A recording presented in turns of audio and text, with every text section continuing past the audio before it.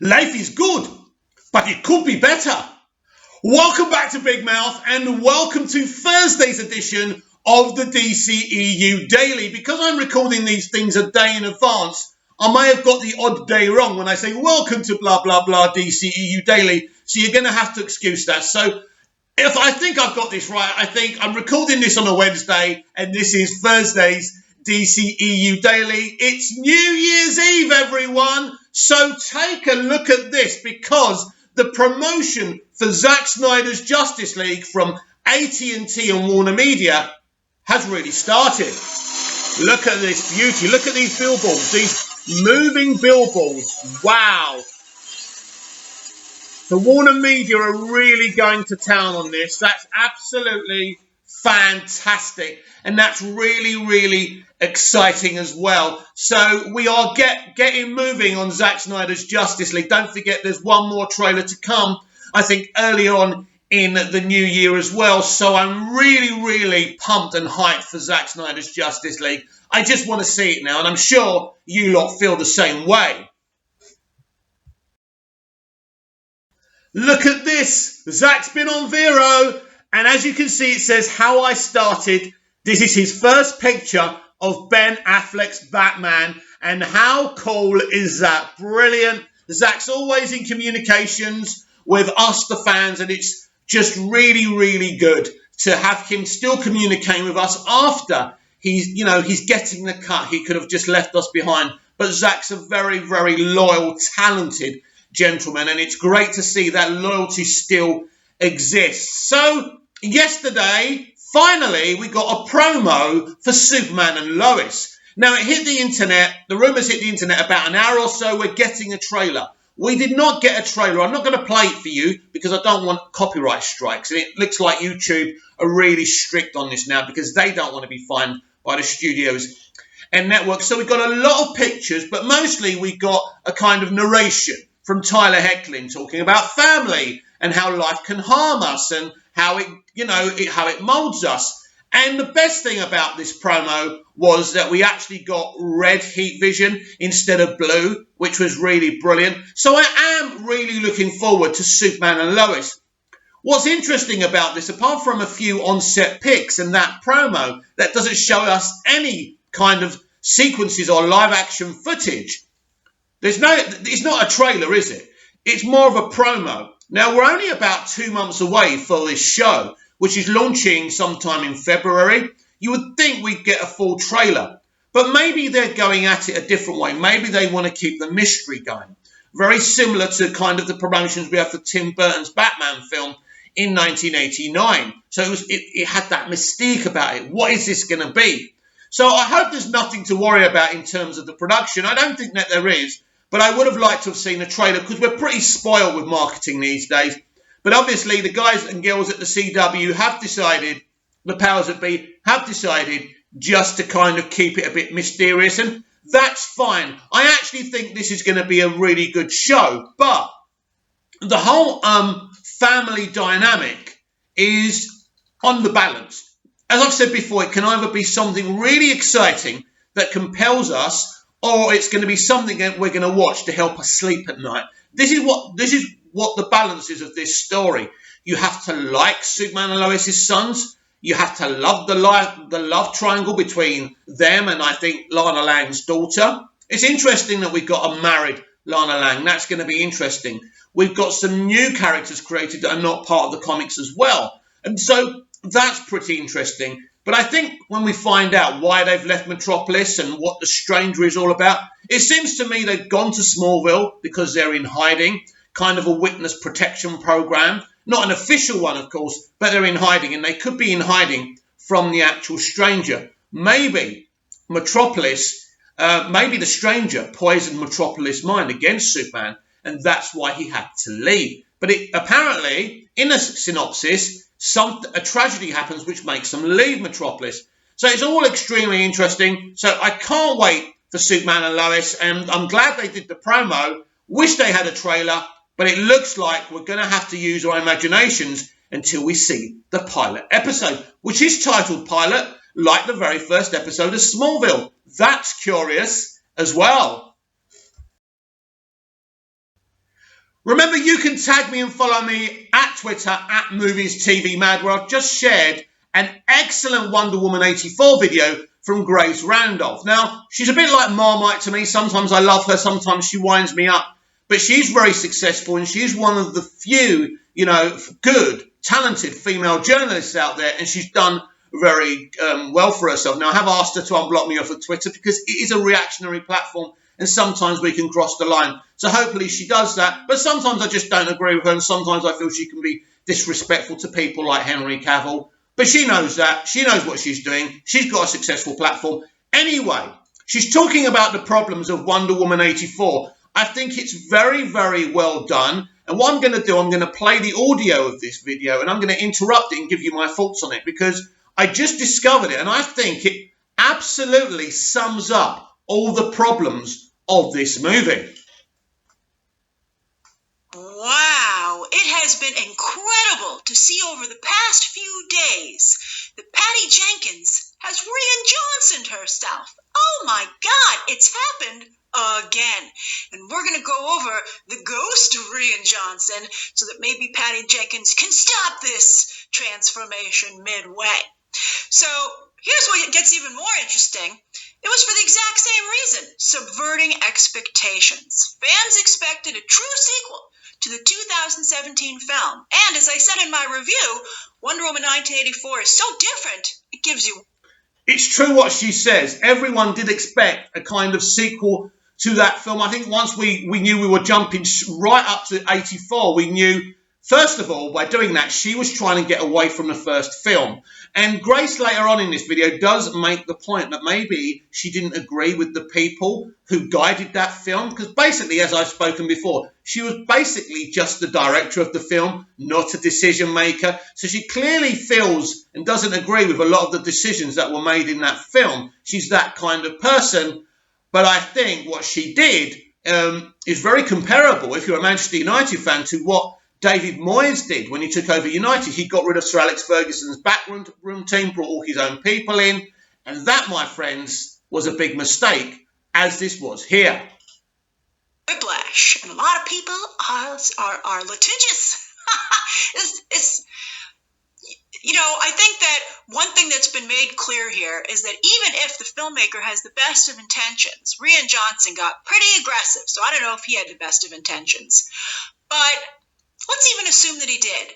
But I think it's pretty clear at this point that people don't like to be surprised with their favorite properties. I mean, you can put surprise. No, I don't think that's true, by the way, Grace. I actually think people like surprises, like a good subversion of expectation. In terms of The Last Jedi, when you've got quite an intriguing, interesting, good villain like Snoke, because I thought he was a really intriguing, good villain in The Force Awakens, and you just kill him, that's not a good subversion of an expectation, because literally you're just leaving me with Kylo Ren, who isn't a particularly good villain, and you're just leaving me with him. So already you've subverted my expectations. You've subverted my expectations about Luke Skywalker, who isn't the character that I watched as a kid. Now, yeah, Ryan can say he's older now, he's a bit bitter, he's made mistakes, and he just wants to be left alone.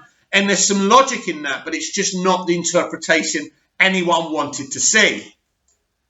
Is in the mix, but overall, you shouldn't just pull the rug out from underneath them. And that's what really happened in both cases. Now, again, as I said, Johnson subverted expectations intentionally. He definitely, his heart might have been in the right place, but he thought that was a good creative approach. He was like, oh, you guys are going to love it. And nobody, I liked The Last Jedi, but just as the same situation here, you can't deny the overall reaction. And that's a big part of business. This is it's show business. And, this can't be ignored. Same situation. So Jenkins, though, I think this was unintentional. I think that, I don't think she was like, oh, I'm going to surprise everyone. I think that a couple of things happened, which we're going to go over. I think that, to sum it up, though, I think perhaps she bought into her own hype a bit too much off of the first film, didn't give enough credit to the rest of the people working on that first film for what they might have contributed. I think she only saw... This is a great point. I've spoken about Alan Heinberg and Zack Snyder. The job they did on that film. That film looks like a Zack Snyder film. And it looks like Patty Jenkins, as I've already said, already in this very video, that she wasn't a decision maker on this. She was basically the director, but Zack Snyder was directing as well. Zack Snyder had big control on this film, and maybe she didn't like that. Maybe she wanted to have complete control, but you can't expect to have complete control. This Wonder Woman film was very, very important for so many reasons. Wonder Woman is as iconic as Batman and Superman. She means a lot to us. She meant a lot to me before I saw Gal Gadot as the character. And, you know, whoever plays her in the future, when we're not here anymore, she will be important to so many people. So Zack Snyder and Alan Heinberg got the vision right. But obviously, I mean, I'm a bit miffed in a way because Zack Snyder was there anyway. He brought in Alan as well. Alan Heinberg is a great Wonder Woman contributor. He's written a lot of the comics, right? And he got this, you know, as Grace will say in this video, it's this Disney kind of princess story, but it's done in a really good, modern, assertive way. She's not a victim. She doesn't need Steve Trevor to save her. You know, Steve Trevor is her partner in this film. So that's important to say. But basically, this is Zack Snyder's and Alan Heinberg's film, Wonder Woman 2017. She didn't like it. She didn't like the direction they went in because she's clearly a feminist as well, as we've seen an overt, you know, disciplined feminist from what she's done in this film. But it's interesting with Patty because she's not feminist, that feminist, not to align herself with Jeff Johns, a male, to co-write this film. That's interesting within itself. As obstacles, I think she probably felt she could have delivered something even better if she had been not interfered with. And now that has been disproven. I hope she realizes that. And here's the big one. Simply not understanding the fan community. I think a lot of filmmakers don't get the fan community. But I think that now after Rian Johnson and Patty Jenkins, what I just pointed out is clear. You know, you got to deliver what people are expecting. And I think the surprise has to be the sprinkles, not the ice cream on the sundae. You don't have to deliver what people want or expect if what you're delivering is so epic and so awesome, right? Before I saw The Dark Knight, I didn't know what he was going to do with The Dark Knight, Christopher Nolan, but I loved it. Before I saw Batman Begins, I wasn't even that interested because of Batman and Robin, right? So I was kind of, I'm just so tired of Batman films now. They've ruined them for me. It's a bit like what Johnson did with Star Wars. I lost interest for Star Wars because of that film. But when I saw Batman Begins, I was so invigorated for Batman again because it was so good. And I never saw that idea. I never thought about doing that idea. And so if something's good, it doesn't have to be something that you want or expect. All right, so on the first Wonder Woman, Patty Jenkins was working with Warner Brothers and Zack Snyder's people extensively. And from what I've heard, they didn't always see eye to eye. But that friction, I think, created a really great, very unique, and very well-balanced film that, you know, people really enjoyed.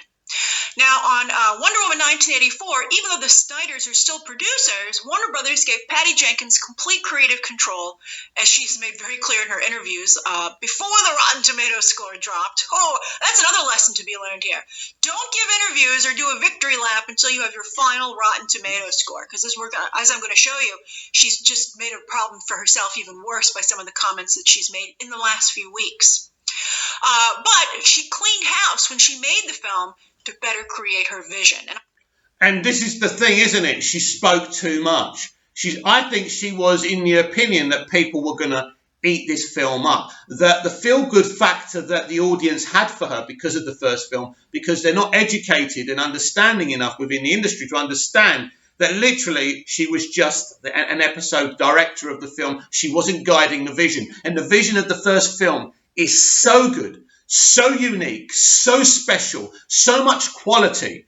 And mainly, she's just an episode director. And the thing she's responsible for is making sure the actors play the parts as they are in the script. And that was her responsibility. But the vision of the film, the story, Alan Heinberg and Zack Snyder were responsible for that. Oh my God, imagine having a Wonder Woman movie directed by Zack Snyder and written by Alan Heinberg. Guess what? You did in 2017. I've said, this movie's been coming out for like 2 years now. I've made videos talking about how I felt these changes were a mistake. So two of the biggest ones that really were big mistakes was that she got rid of Zack Snyder's stunt team and his VFX people. And she also got rid of screenwriter Alan Heinberg. Oh, that was a huge mistake. Those two things were horrible.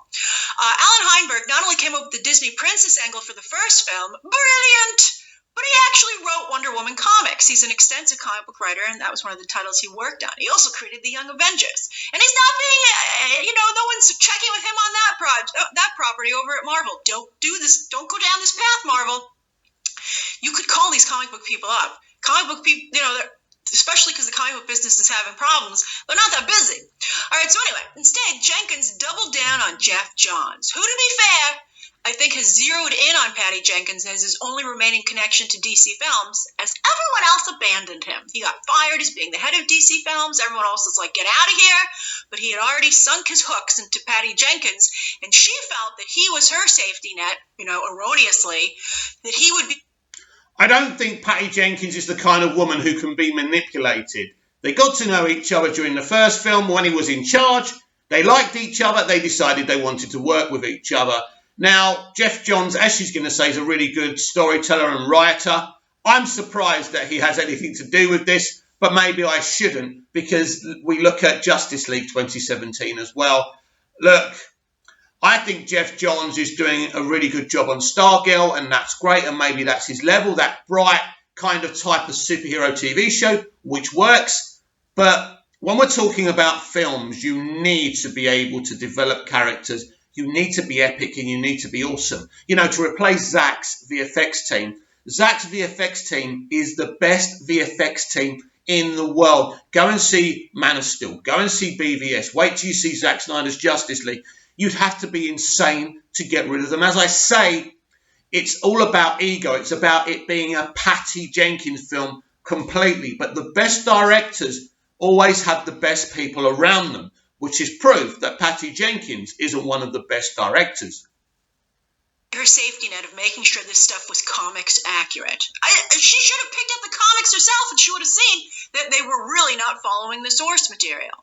But I think she felt that if Jeff Johns felt it was a good idea, it was a good idea.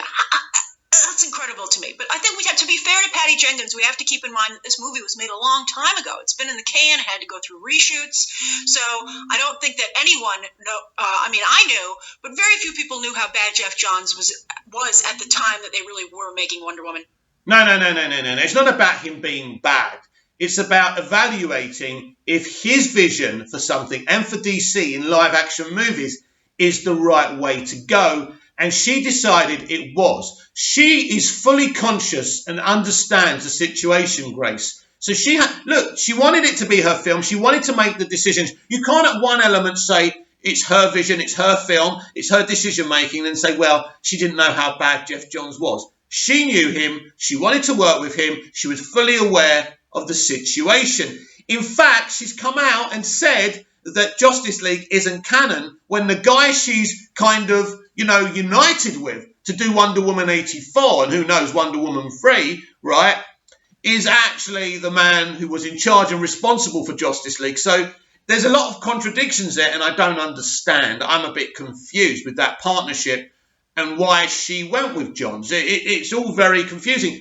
But I think this is why the future of the DC live-action universe is better, because now Warner Media are kind of aligning everything. And, Walter Hamada, as he said before, there was too many departments not talking to each other. Now he's got everyone talking to each other. It's more of an aligned unit. As I say, Wonder Woman 84 was made by the old regime. The future movies, what we're going to see, especially like Suicide Squad, Zack Snyder's Justice League, even though that's part of the old regime, Zack's gone back and cleaned house and sorted that situation out. And of course, the four theatrical release movies we're going to get in 2022, which is Aquaman 2, which is Flashpoint, which is Black Adam, which is the Batman. These are part of the new era of the DC live action. And don't forget, we're also probably going to have another 4 DC projects on HBO Max, including spin-offs from these movies. So it's very exciting. And then we end 2022 with Flashpoint, which is going to change the DC live-action universe forever, and I can't wait for that. 1984. And despite his extensive work at DC Comics, where, again, to be fair, Jeff Johns was very successful. He was very successful as a comic book writer. That's how he got moved up to the movies. They were like, oh, you're so good at writing the comics. I'm sure you could help us with the movies. Oh, my God, fast forward. He did not. In fact, well, I've talked about this many times, but I just have to add it in. He's a very selfish individual who only pushed his own comic book stories because you get more money if your stories, sell and are based on the films. Listen, when Kevin Sugihara put listen, this is how the DCEU started. Nolan was asked to have this Godfather role because he didn't want to take total control of the DC Extended Universe. He decided that Zack Snyder and Deborah Snyder would be the ones to run this universe. I think it was the right decision. A lot of people don't. That's fine. Maybe not as a centralized leader, and maybe like the Snyderverse being a block, a part of the DC Extended Universe would have been a better idea. They didn't build the blocks up properly.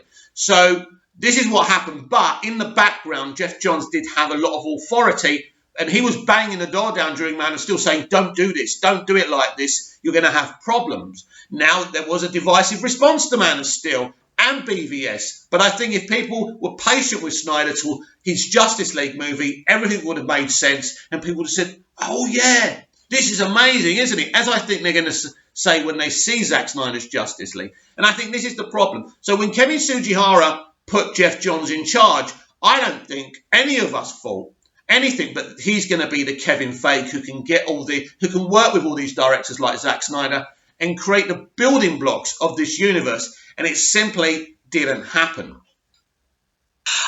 And it was very bad. But he might be a bad business person, but he's a good comic book writer with some characters. He got Green Lantern. He really got Green Lantern. He gets the Flash. I thought his take on Batman was pretty interesting, his Earth 1 Batman. But just because you get some characters doesn't mean you get them all. And Jeff Johns has never written a Wonder Woman comic. So it's incredible that, I think this underlines how little Patty Jenkins knows about comic books. It's a little bit like how Margot Robbie was able to be taken in on comic books when she was being advised for Birds of Prey. I mean, I think that, I would really advise anybody who is an actor or a writer, or an actor or a director, to look into the comic book properties themselves. But here's the thing. They don't want to look into them, Grace. They should, you're right. But they don't. They're not interested. For example, Margot Robbie isn't interested in Harley Quinn as a comic book character. She's only interested in her to push forward this feminist agenda. And this is the problem with the industry right now. Taking someone else's word for it. Look into the comic book property yourself, and also look into the fandom and find out what the fans generally like instead of trusting someone else that they know what's going on. So anyway, Jenkins could have consulted some of the most popular Wonder Woman comic book writers of all time that are still around today. There's Greg Rucka, who recently just updated Wonder Woman for DC Rebirth, brilliantly so. His Cheetah origin story was so good. And there's also George Perez and Phil Jimenez.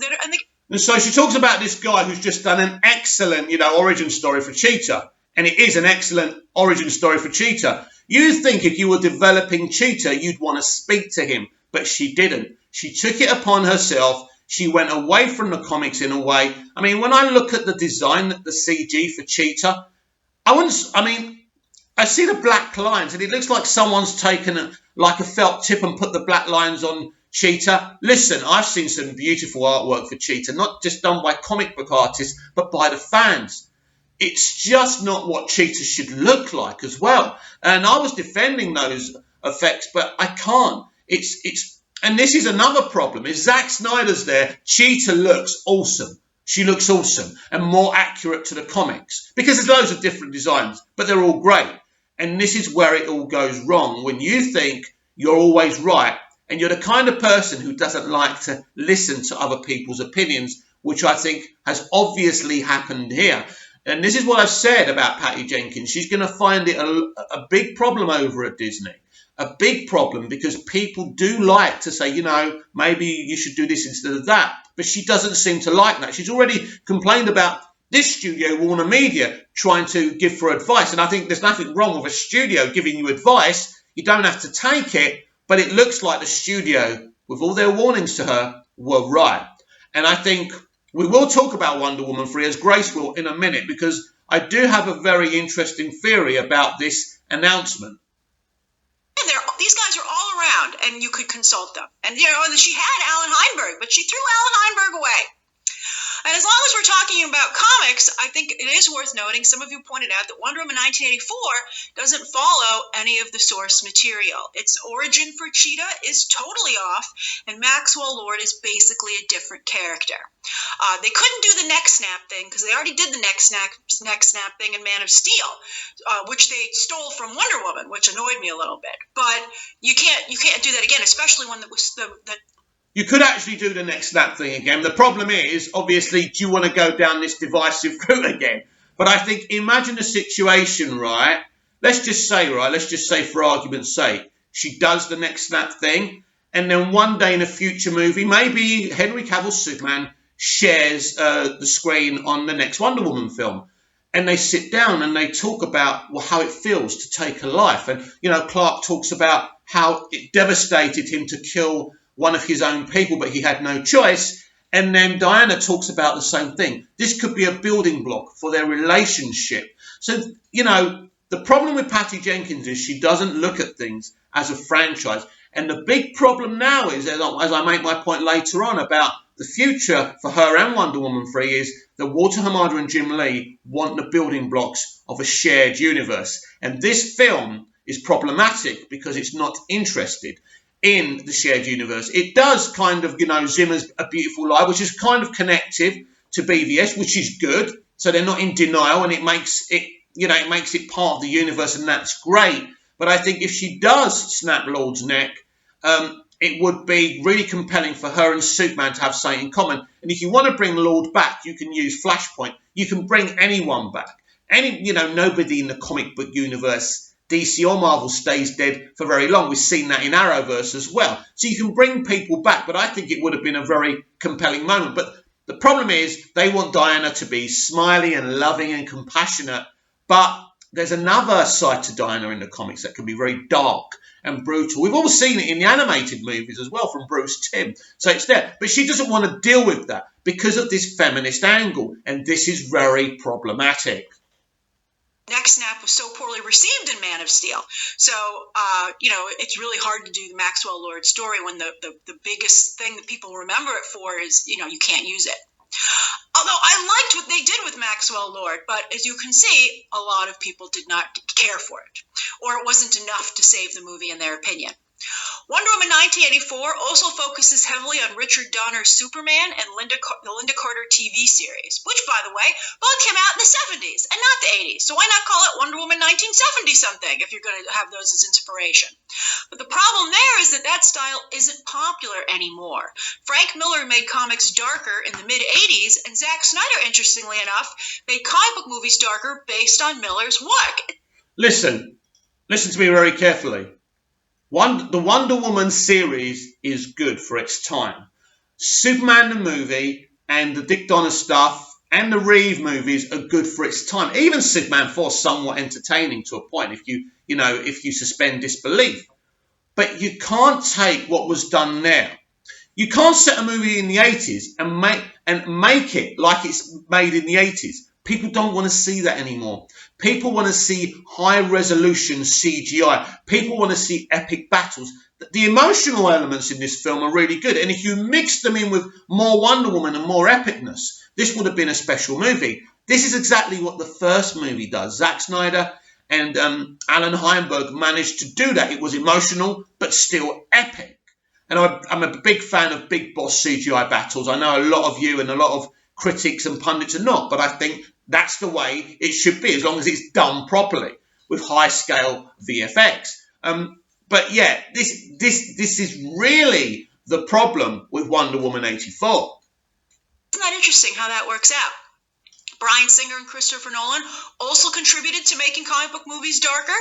And while Marvel movies are brighter, and they're getting a little darker though, but when it comes to DC, some of the darkest stuff happened in Endgame, and it's the most successful movie of all time, period, of all movies. But when it comes to DC, fans still clearly prefer the darker, realistic treatment. Aquaman, I loved Aquaman, and that made $1 billion. But I gotta say, Nobody ever gives it any credit, and nobody even remembers that it made $1 billion, which is weird. I hope Aquaman 2 is good. James Wan is a really good filmmaker. I think he does his research. Aquaman, to me, was a little dark. I mean, I think the casting, which Zack Snyder did, of Jason Momoa. This dark or light tone thing has got to be put to bed, and I'm going to put it to bed now. You can have a franchise with both light and dark material. You see, a franchise shouldn't have all the same tone. Tone or color palette. It doesn't have to do that. What you do is you look at each character's universe. If that character's universe is dark, then you go down that dark road, right?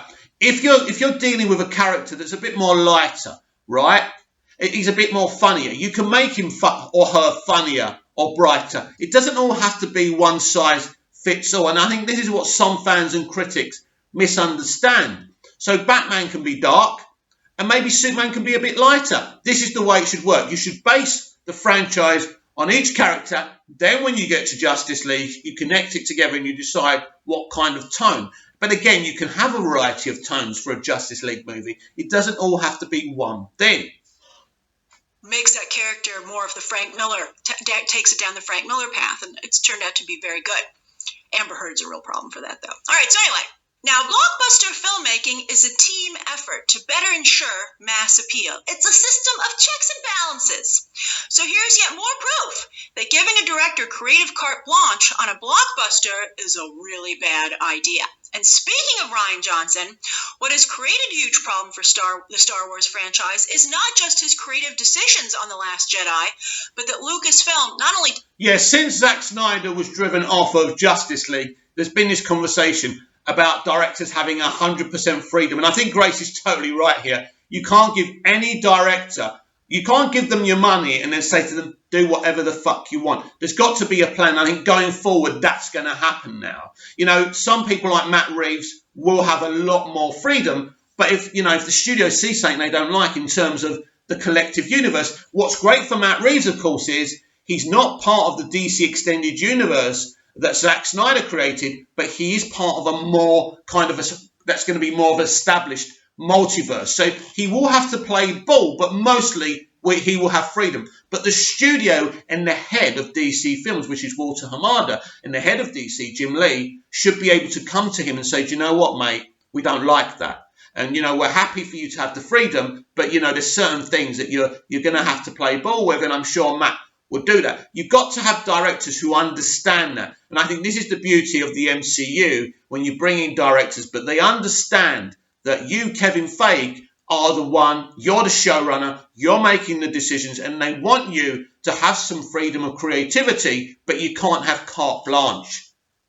Didn't listen to the criticism, but dismissed it as trolling and was actually quite aggressive. I haven't seen that from DC just yet, but I worry that it's going to go in that direction.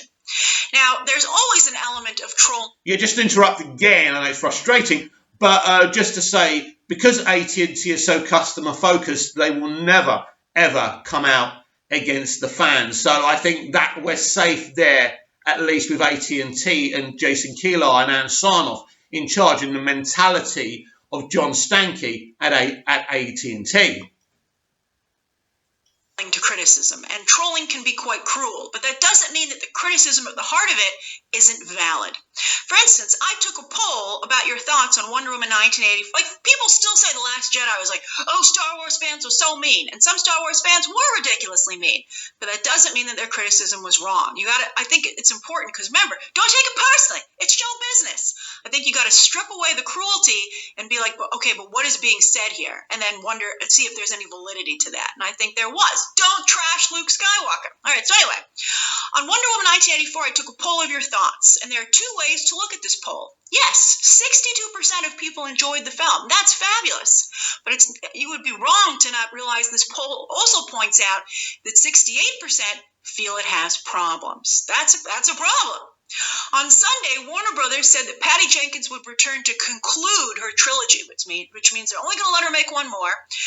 But I would also like to point out that Lucasfilm at the time backed up Rian Johnson by doing the same thing. They said, we're going to give him a whole trilogy. And we have yet to see it.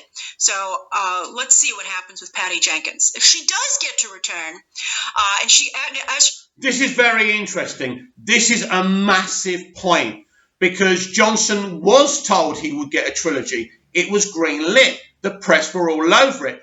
Now, the difference here is I don't think Disney ever came out publicly with this trilogy. It was more hearsay. Toby Emmerich has said officially that they will be back. But Gal and Patty have said nothing. This is very, very telling. Now, I don't know what's going to happen. I would assume that at this moment in time, they are coming back for a third movie. But that could change at any time. I think if Warner Brothers continue, and I think this could go to Warner Media, because Toby Emmerich is more at Warner Brothers Pictures running them. But because Warner Media is more of a cohesive unit than the old Warner Brothers regime is, Warner Media can come in and say, do you know what? We're not happy here. We're trying to create a cohesive multiverse here. And if you're not part of the solution, you're part of the problem, and you're going to have to go. Now, Gal's a bit of a problem because she may not want to carry on with another director, but I'm sure she knows where her bread's buttered. And at the end of the day, if we have to change our actors, we do. I mean, she's an amazing Wonder Woman, but it's like Margot Robbie. She's an amazing Harley Quinn. But, if James Gunn kills her off in his Suicide Squad, I'm fine with it. And then we pluck up another Harley from the multiverse again. I'm fine with it. Because you can't have these people dictating. We want an awesome, epic, cohesive multiverse, a franchise, a connective franchise. We need that more than ever now. This is why this multiverse strategy is so important. Because ready to join Star Wars herself, with fans already less enthused about that after seeing Wonder Woman 1984, here's hoping again she doesn't dismiss the legit criticism. And let's break that criticism down. I've stripped away the hate, and here's what I think needs to be taken away from the reaction to Wonder Woman 1984. There's a lot of it. All right. The story. A lot of you have told me you just don't care for the script, from deviating from the source material to the bigger focus on Maxwell Lord instead of Wonder Woman herself to wasting an iconic Wonder Woman villain like Cheetah.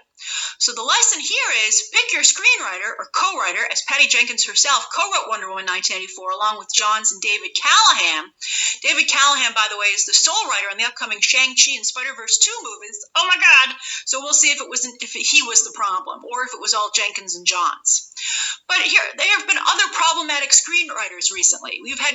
This is the problem as well, isn't it? She's got another two screenwriters with her. It's like they did the script together, her and Johns, and they thought, let's bring someone else in to look at it and redo it and rewrite it. And I think probably Callahan, and this is when they bring a third person in, this is what you've got to look at it as well. This is what happened with BVS. David Goyer wrote the original Man of Steel 2, but it was Chris Terrio who rewrote BVS. That's what happened there. And this is what's happened here. Callahan has come in and rewrote Wonder Woman 84, which would suggest maybe he's the problem. Maybe, but I think the buck has to stop with Patty, doesn't it? Chris Terrio, he's been an issue. There's Christina Hodson at Birds of Prey. But yet Warner Brothers and other studios keep hiring these writers for more franchise work. It's a little bit like Julie Taymor's Spider-Man Broadway musical. I also thought that was interesting. But the clear thing here is that every time you have a talent come in here to do these projects who don't like comic books. Maybe they don't. I'm not saying they hate them, but they're not their cup of tea. But they come in and they say, oh, you know what? You know what interests me about this character?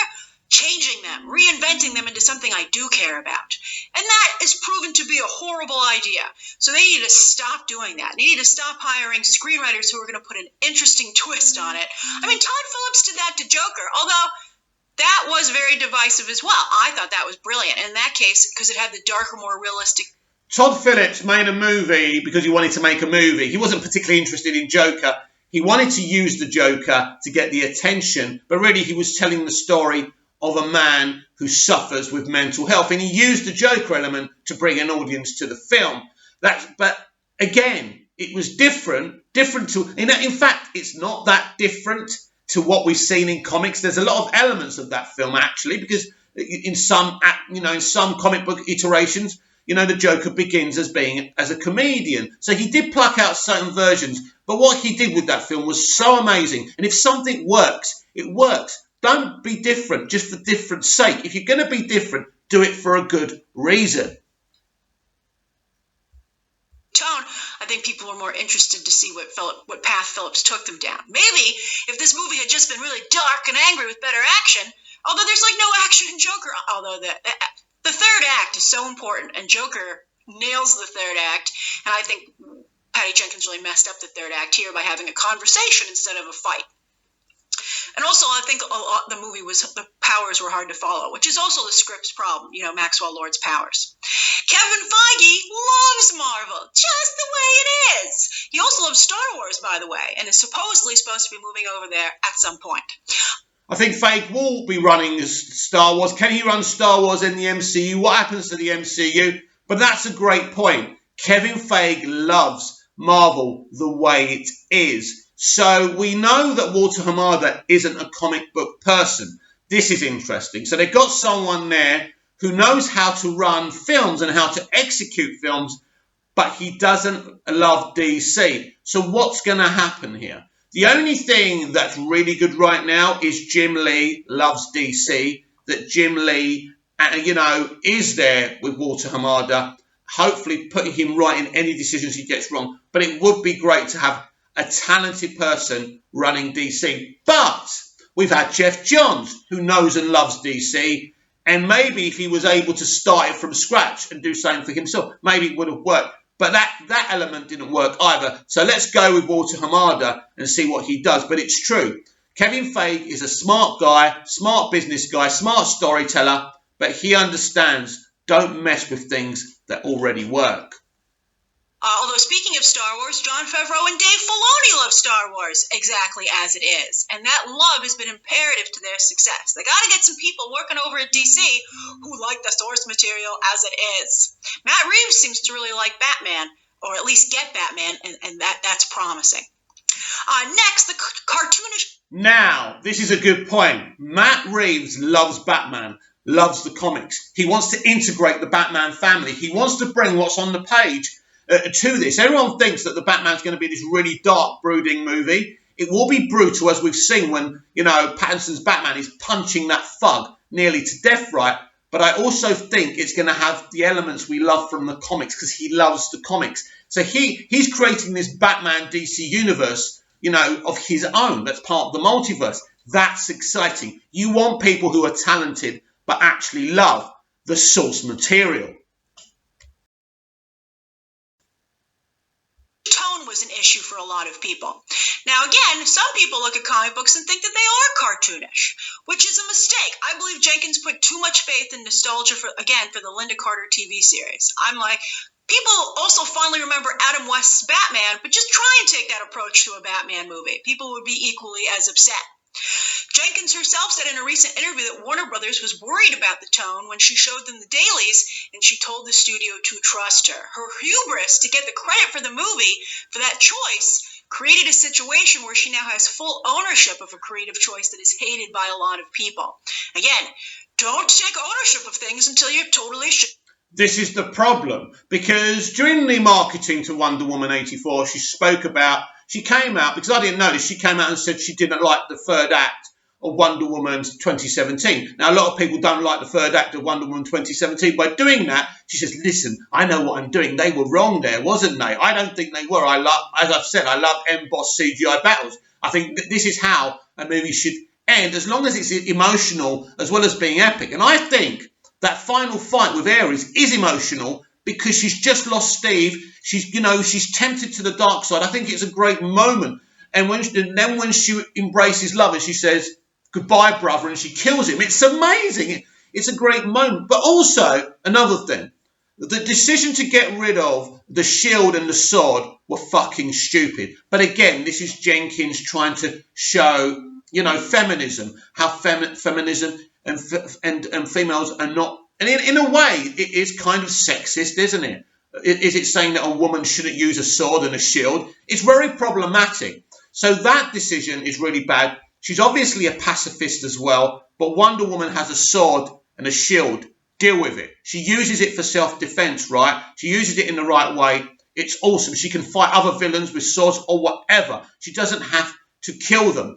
But one of the great things that Zack Snyder did in the first film, and again, I'll give him credit for this, not Patty Jenkins, is Wonder Woman's use of the sword and the shield it is awesome to see Gal using them. And the decision to take those things away, and I defended it at the time because I was Team Patty Jenkins, because I thought, as many people did, she was responsible for Wonder Woman 2017 mostly, but now I've worked out that she hasn't. So getting rid of the sword and the shield were a massive mistake, and we can see that now. If they're successful, then you'd be like, oh yeah, we all chose that, and it was unfortunate. And hope that your studio and coworkers don't throw you under the bus, being like, no, Patty, we told you this was bad. Then there's the lack of action. I pointed out in my own review of the film that I felt that was a mistake, and I felt that replacing a big fight in the third act with a speech was really risky, and it turned out to be really risky. Jenkins again here shot herself in the foot once more, recently revealing that it was Warner Brothers who had insisted on a big third act fight in the 2017 film, which she reluctantly delivered. She wanted to have no action in the third act the first time around, but she was overruled. See how that tension made things work out a little bit better. But when you hear that story, it makes you feel that maybe that third act fight could have been better if Patty Jenkins wasn't so upset about having to add it to the movie. And again, she takes full ownership of a creative decision, not only with the new movie, but also in that original one, that has been very poorly received. You're like, oh no, this lack of action decision was your fault. And then also now it seems it was your fault that the third act fight wasn't very good in the 2017 movie. That's weird. I don't know why she would have done that. Furthermore, Jenkins decided to not only make Wonder Woman only play defense in her fighting, but taking away her sword and shield, which we all felt was a mistake as soon as we heard about it, but also making Wonder Woman losing her powers for a good chunk of the film, so she's weaker. Audiences have made it super clear in their response to Wonder Woman 1984 that they want to see a Wonder Woman who is a skilled and aggressive warrior. I think that is a huge takeaway from the criticism. That should be front and center on any future. And that's the thing. That's what she is in the first film, Grace. She is an awesome warrior. But in this film, she's not. And the Steve Trevor thing, as well as the Quantum Leap thing, the concept, which is ridiculous, he's there for so long. And for me, love interest can water down a movie. Now, done properly, a love interest can be awesome. But when you've already killed him off and you bring him back in this way, it doesn't work. And he's there for too long. And it's all about the romance. You see them in bed together. It's just, I suppose it's like thinking when you've lost someone close to you and you wish you could get them back. But then when you realise if they came back from the dead, you'd be fucking frightened, wouldn't you? Be fucking hell, you're dead. You should stay dead. And I think this is the problem with this film. The whole idea and the whole concept is plainly wrong. If you wanted Chris in this trilogy, then don't bloody well kill him off or trap him or something. The whole thing was problematic. Now, I don't know whose decision it was for Chris Pine, Steve Trevor to sacrifice himself in the first film. It's a good character beat and it works. But there are other ways without him dying on that plane. But also, they could have easily done a cheat, right, where he could have just jumped out the plane, right, without us knowing, because we don't see him literally get burnt alive, do we? So there were other elements, and then you didn't have to have Wonder Woman 8. It didn't have to be in 1984 so far away from, because Steve Trevor would be dead anyway in 1984. Right? But it seems to me it's in 1984 to keep away from the modern day DCEU because she doesn't want to be part of this connective universe, and that's a shame. And also not making 84 a character of the film like Zack and Alan Heinberg did with World War I, the Great War, is another mistake. Appearances of Wonder Woman. And then there's the way Steve Trevor is brought back, which will haunt Patty Jenkins forever. As I reported to you a long time ago, Patty Jenkins got the idea that it would be clever to reference the movie Heaven Can Wait, which nobody remembers, much less remembers fondly. I don't know why she wanted to reference this, but she really got it in her head that she wanted to do this. Just like I heard she fell in love with the idea of Wonder Woman lassoing the wind instead of outright flying, even though everybody in the room told her that also wasn't a great idea. And she got rid of everybody in the room. All right, so anyway, in Heaven Can Wait, Warren Beatty comes back from the dead in the body of a man who's been murdered, which is part of the story. They're like, oh my God, we thought we killed him, but he's back. It's an okay movie. But here... You look at Ghost, with Patrick Swayze and Demi Moore and Whoopi Goldberg. That film would not have worked if he jumped into somebody else's body. He's a ghost. You can see him. But you also, I suppose, you have to believe that you can see him, but you can see him. And the way they conceived that in that film, which is such an awesome concept. So I don't understand, obviously Patty may be obsessed with Heaven Can Wait, but you've got to go beyond what you love. You've got to be making this for the audience. But the whole idea, and listen, in the end of the day, this film exposes Patty Jenkins. Maybe not necessarily as a director, but as a writer, as a storyteller. And her decisions are not great. And now Disney and the other studio who are doing Cleopatra with her are now realizing themselves, because they obviously didn't realize that she wasn't the decision maker of Wonder Woman 2017. And she isn't the whole reason that film was so awesome. In fact, she's probably just 25% of the reason that film's so awesome. So now they realise hang on a minute, we brought you on board because Wonder Woman 2017 is one of the best movies ever made.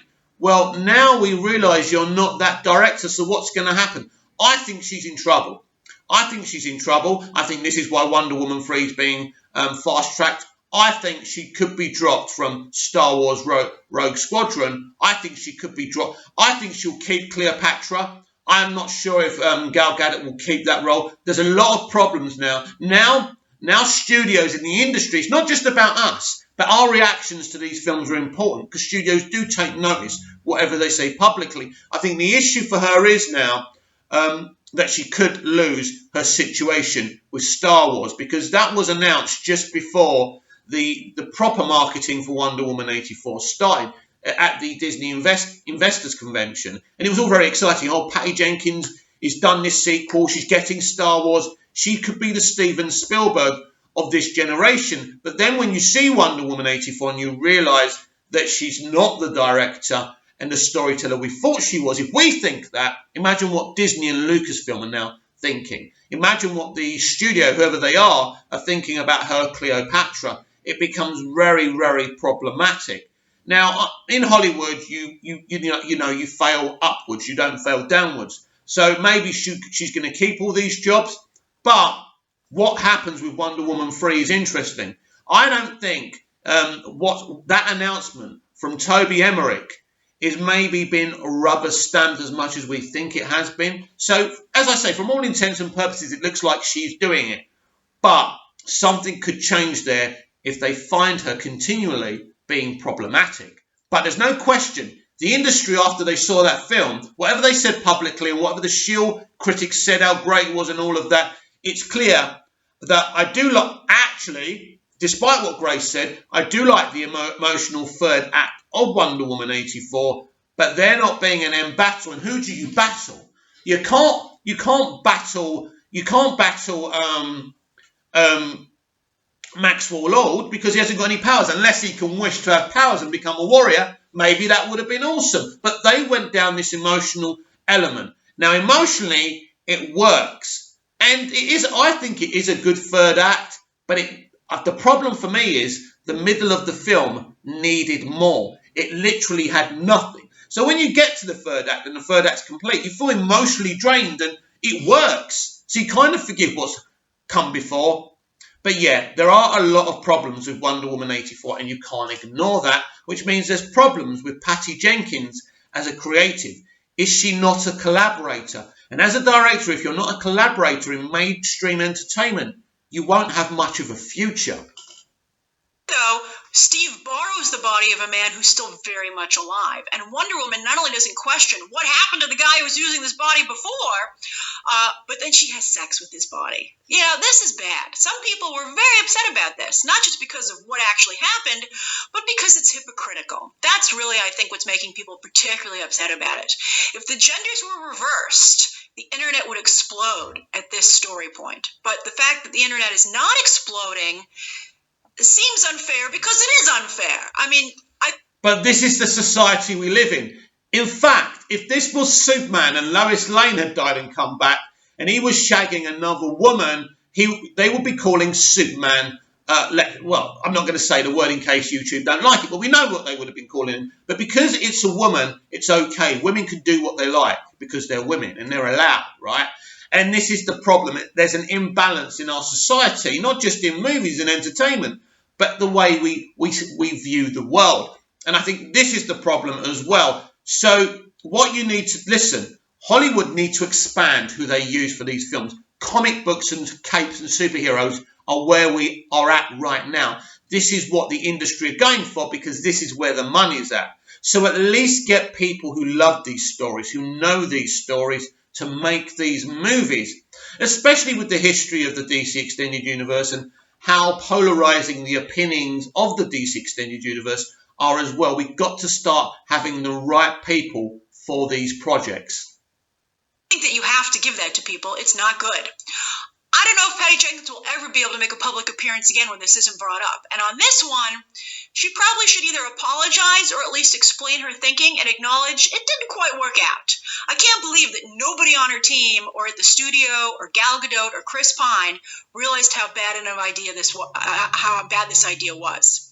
I mean, the character doesn't even have a name. He's just called Handsome Man. I've seen some funny comments from people being like, "Justice for Handsome Man." I mean, that just objectifies him further. Imagine, yeah, you're right, Grace, it does objectify this man. Handsome man, he hasn't even got a name. Imagine, right, if this was a woman and in the credits you got hot babe in the credits. They would have gone ballistic. And this is the injustice of this gender politics and these alt-lefts. They couldn't give a shit when it comes to men, but women must be treated equally and fairly. And this is why we need to drive these politicians out of our entertainment as soon as possible. Otherwise, we get awful things like this. And the body swap didn't even add anything to the story. If you called the female character hot woman and just borrowed her body, people would be up in an uproar. So it is hypocritical. Finally, a number of people, including some of you who've tweeted me about this, have found the depiction of the Middle East and the Arab characters offensive. So much so that I really feel that Patty Jenkins, Gal Gadot, and Paramount, who are making the movie, should rethink whether or not they want to do a Cleopatra film. I think that this might be just the tip of the iceberg in terms of a fan reaction. So while I enjoyed Wonder Woman 1984, I realized the risks that it took. I really enjoyed it from an artistic perspective, but those risks clearly did not work out. And I felt that the film flat out made mistakes, like the lack of action in the Steve Trevor thing. I think that's just become clear. Here's hoping that DC doesn't follow Star Wars down the rabbit hole of fighting with fans or ignoring them, something that Star Wars still. Thank you for that, Grace. I really enjoyed that chat, watching Grace Randolph talk about Wonder Woman 84. Here's the thing, and I'll go back to Feige, and it's annoying because a lot of us, let's say we have this love-hate relationship with Kevin Feige because the MCU is more successful and I suppose loved by more people from the mainstream than the DC Extended Universe. But this is the core problem. Kevin Feige would never allow someone like Margot Robbie or Patty Jenkins to take total control of his baby. Because the buck stops with him. He's the showrunner. He's the story editor. He's telling the story. You're the director. Get the performances from the actors. Make the movie. And let me focus on what happens in the film. This is why it's such a cohesive universe. Patty Jenkins isn't interested in a cohesive universe. She just wants to tell her story. So all of a sudden we've got a situation here where do we give directors full carte blanche to do what they want? Or should there be someone like Kevin Feige who is the showrunner? Is Walter Hamada telling a story? This is what we need from 2022 onwards when we go to Flashpoint. We need a universe and a franchise that does respect what directors want to do, but also has an arc and a direction with this multiverse strategy, which gets all these multiverse characters together to fight a threat in a team-up movie. That's where we should be heading to. This is what Feige will be doing. And Feige does the right things for the universe and the studio, and it works. But the evidence is here with, Walter Hamada allowed Margot Robbie to do what she wanted with her movie. He ended up having to bring another director to do the action, right? And here again, Walter Hamada obviously was worried about Wonder Woman 84. She didn't like, their opinions about their concerns, and they butted out. They butted out too easily. They've got to stop bending the knee to people like Margot Robbie and Patty Jenkins. You are either part of this cohesive, connective universe, or you're going to have to leave. So I think we're going to hear a lot more about the future of Wonder Woman. Personally, I think the best person to direct and write a Wonder Woman movie is Zack Snyder and Alan Heinberg. I'd like the third movie to at least involve them to a point, because the evidence is in the first one, Wonder Woman 2017. But I want your comments down below. What do you think of Grace's opinions of Wonder Woman 84 and the issues? What do you think of my opinions? Comment down below, like, share and subscribe, and I'll be back tomorrow with even more DCEU Daily. See you again soon.